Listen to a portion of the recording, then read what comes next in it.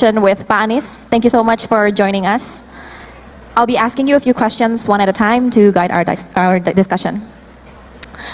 The first question would be, Indonesia is projected to become the world's fourth largest economy by 2045 and the largest in ASEAN.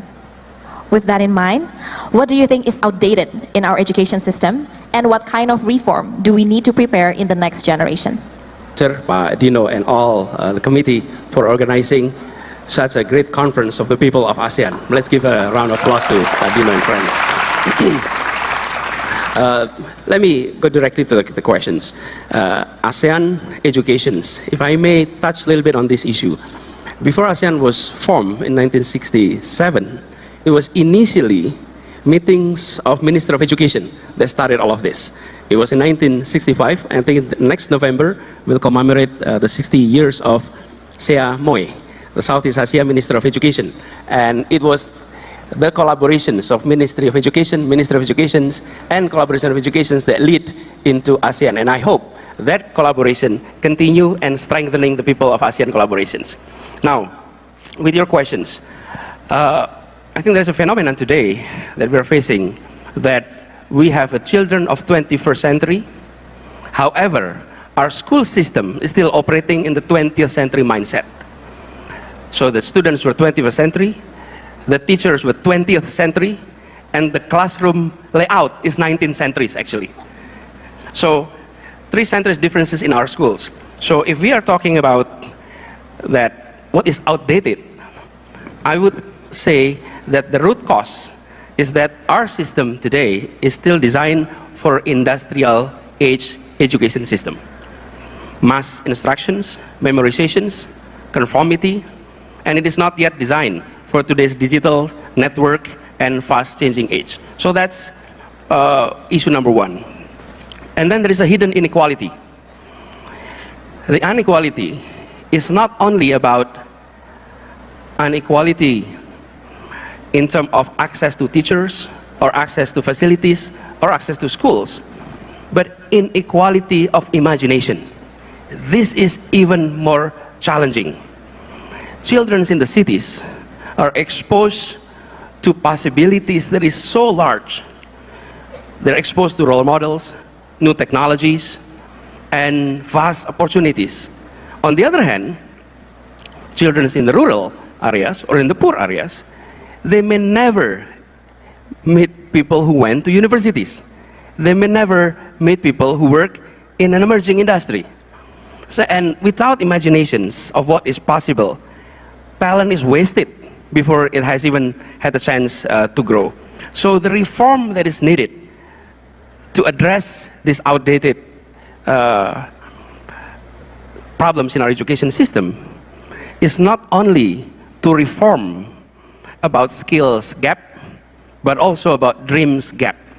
I often talk to our teachers that when you speak to your students and ask them about what do you want to do in the future, what do you want to be in the future, whatever is in their dream is a function of their knowledge.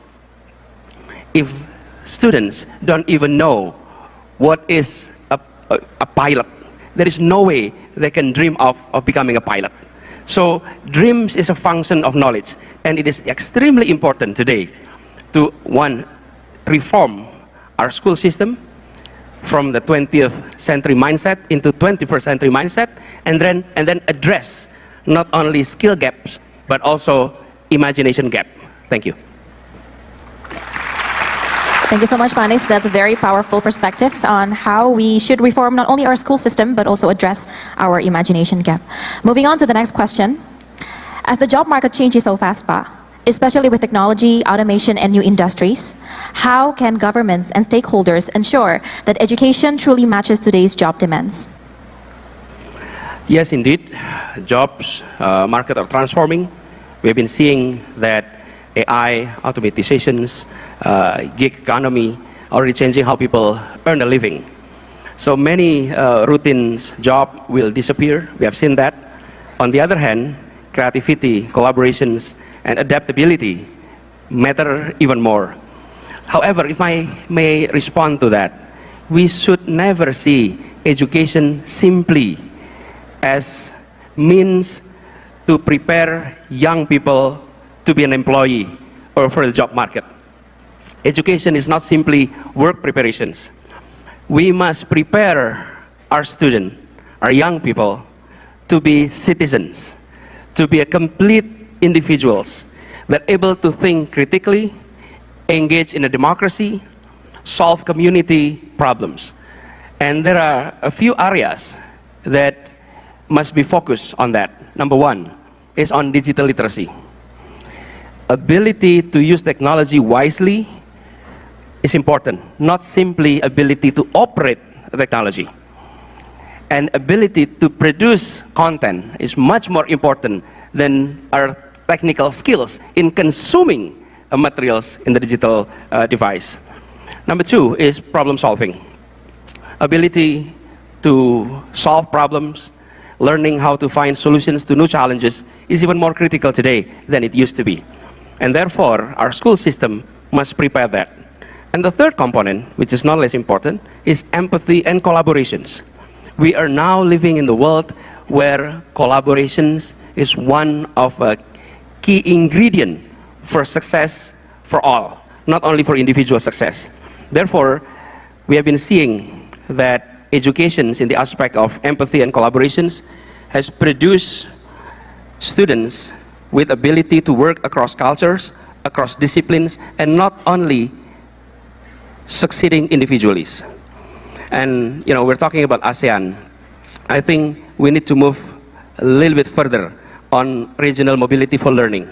If I may share here, we need exchanges not only of university students, but also movement of teachers, young volunteers, curriculum experiments across nations in ASEAN, across countries in ASEAN. So give you an example. A math teacher from Vietnam, for example, teaching in rural Indonesia for a year. A youth volunteer from Cambodia, perhaps helping digital literacy in Malaysia. Those mobility help not only in terms of skills, but also in terms of children growing up together, seeing themselves as part of ASEAN community. Halo teman, jumpa bersama saya di Politik Dunia. Luar biasa sekali ya. Bagaimana Anies Baswedan, tokoh yang sangat-sangat luar biasa ini teman. Kalau kita melihat bagaimana gebrakan-gebrakan Anies Baswedan di Jakarta, tentu itu tidak mudah bagi siapapun ya. Pilgub Jakarta 2017 itu adalah Pilgub Jakarta yang betul-betul sangat bisa dibilang teman-teman adalah yang terheboh dan terviral ya pada masanya, dan lawan politik Anies pada saat itu ya nggak kaleng-kaleng ya, yaitu PDI Perjuangan, PSI yang sedang berkuasa kala itu. Namun Anies bisa menjalankan tugas dan sebagai gubernur, teman, itu juga sebuah hal yang sangat luar biasa ya. Kenapa? Karena kalau kita melihat bagaimana Anies menyelesaikan tugas-tugasnya, teman-teman, ya, program-programnya, ya. Jadi makanya saya katakan bahwa orang yang betul-betul tidak anti kritik, ya, orang yang betul-betul tahan mental pada saat itu adalah Anies Baswedan.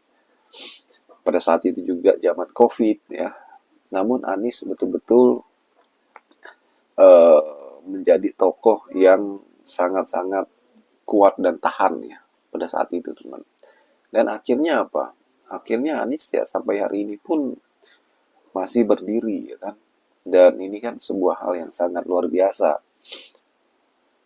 Dan kalau kita melihat Anies Baswedan, teman-teman, ya, bagaimana Anies kemudian menjadi tokoh yang diidolakan ya kan. Bahkan diisukan akan maju Pilpres 2029 ya, ini adalah sebuah kepercayaan dari masyarakat ya kan. Partai Gerakan Rakyat sudah mendeklarasikan Anies Baswedan untuk maju sebagai Capres 2029, teman. Dan ini saya yakin bahwa kalaupun Anies kalah ya nggak masalah. Karena apa? Karena yang penting itu adalah partai Anies Baswedan ya, Gerakan Rakyat mengikuti pemilu 2009, baik di pilegnya ya ataupun kepala-kepala daerah, ya, saya yakin bahwa gerakan rakyat akan mendapatkan setidaknya lolos di Senayan, teman. Dan kalau kita melihat bagaimana kualitas Anies Baswedan menjadi oposisi saat ini pun, ya, beliau betul-betul menjalankan perannya dengan sangat-sangat baik, ya. Bagaimana menurut kalian? Kita diskusi di kolom komentar, ya. Sampai jumpa lagi. Salam.